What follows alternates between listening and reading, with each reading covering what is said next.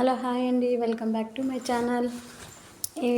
ఈరోజు మా అత్త చేసే పచ్చి కొబ్బరి కారం అండి. చాలా టేస్టీగా ఉంటుంది. మేము మా అత్త వాళ్ళ ఊరికి వచ్చాము. మా అత్త వాళ్ళ ఊరు వచ్చి కోన ఉప్పలపాడు, యాడిక మండలము. కోన ఉప్పలపాడు అండి. ఎవరైనా వినింటే కామెంట్ చేయండి. పచ్చి కొబ్బరి కారం అంటే ఎలా చేసుకోవాలో చూడండి ఒకసారి. ముందుగా ప్యాన్ పెట్టుకొని, ప్యాన్ హీట్ ఎక్కిన తర్వాత 2 టమాటాలు, పచ్చి కొబ్బరి ఉంటుంది కదండి, అది ఒక గిన్నె తీసుకుంది. ఒక గిన్నె పచ్చి కొబ్బరి, తర్వాత ఒక 5-6 పచ్చిమిర్చి, ఒక 3 ఆనియన్స్, మీడియం సైజు 3 ఆనియన్స్. వీడియోలో చూస్తున్నారు కదా, పచ్చిమిర్చి, టమాటా, ఆనియన్స్ అన్నిటినీ కొద్దిగా ఆయిల్ వేసి బాగా నూనెలో మగ్గనివ్వాలి. చూస్తున్నారు కదా వీడియోలో, కొద్దిగానే ఆయిల్ వేసుకొని బాగా మగ్గనివ్వాలి. టమాటా, పచ్చిమిర్చి, కొబ్బరి, ఆనియన్స్ ఎక్కువ కావాలనుకుంటే మీరు క్వాంటిటీ కూడా ఎక్కువ పెంచుకోవచ్చు. మేము ఒక గిన్నె కొబ్బరి వేసాము. కావాలనుకుంటే మీరు 2 గిన్నెలు కొబ్బరి, పచ్చిమిర్చి, టమాటో, ఆనియన్స్ అనేవి కూడా ఎక్కువగా పెంచుకోవచ్చు. కారం అనేది చాలా టేస్టీగా ఉంటుందండి. చాలా బాగుంటుంది. వేడి వేడి అన్నంలోకి అయితే ఈ పచ్చడి అనేది చాలా బాగుంటుంది. మీరు కూడా ఒకసారి ఇంట్లో ట్రై చేయండి, చాలా టేస్టీగా ఉంటుంది.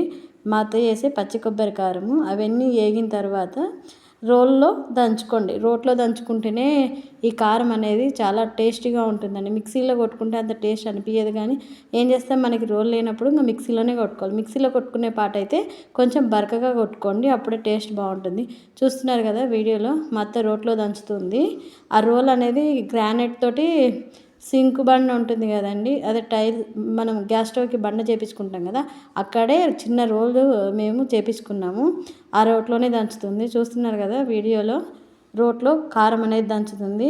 పూర్వకాలము కారం అనేది రోట్లోనే బాగా దంచుకొని తినేవాళ్ళము. టేస్ట్ కూడా బాగుండేది. కాకపోతే ఈ బిజీ లైఫ్లో ఎవరికి రోట్లో దంచే అంత టైం లేదు. కానీ పచ్చడి కానీ కారం కానీ ఏవైనా సరే రోట్లో దంచుకొని తింటేనే ఏవైనా టేస్టీగా ఉంటాయి. మిక్సీలో కొట్టుకుంటే అంత టేస్ట్ ఉండవు. చూస్తున్నారు కదా, మా అత్త అలానే కొద్దిసేపు రోట్లో దంచుతూ ఉంది. పచ్చిమిర్చి, టమాటా ఇవన్నీ ఫస్ట్ వచ్చేసి పచ్చి కొబ్బరిని దంచుకోవాలి. ఎందుకంటే పచ్చి కొబ్బరి అనేది ఎగురుతూ ఉంటుంది కాబట్టి. పచ్చి కొబ్బరి మెదిగిన తర్వాత పచ్చిమిర్చి తర్వాత ఆనియన్స్ తర్వాత టమాటా, కొద్దిగా ఉప్పు కూడా వేసుకోవాలండి. ఉప్పు అనేది చూసుకొని వేసుకోండి, మరీ ఎక్కువ వేసుకుంటే ఉప్పగా అవుతుంది. వీడియోలో చూస్తున్నారు కదా, ఫస్ట్ పచ్చి కొబ్బరిని బాగా మెత్తగా దంచుతుంది.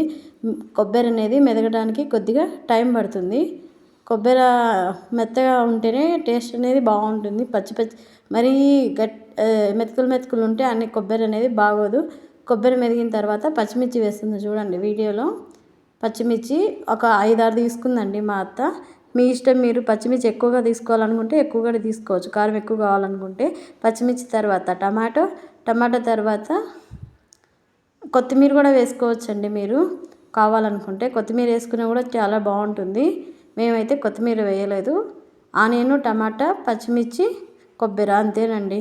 టేస్ట్ బాగుంటుంది చట్నీ.